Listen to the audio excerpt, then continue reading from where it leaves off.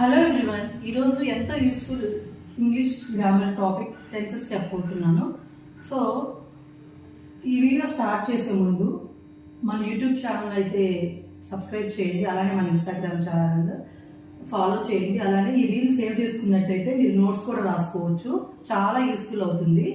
So ఈరోజు ఈ టాపిక్ని స్టార్ట్ చేయబోతున్నాను, ఇంకా స్టార్ట్ చేసేద్దాము. సో టెన్సెస్ అంటే ఏంటి ఈరోజు చెప్పబోతున్నాను, చూడండి.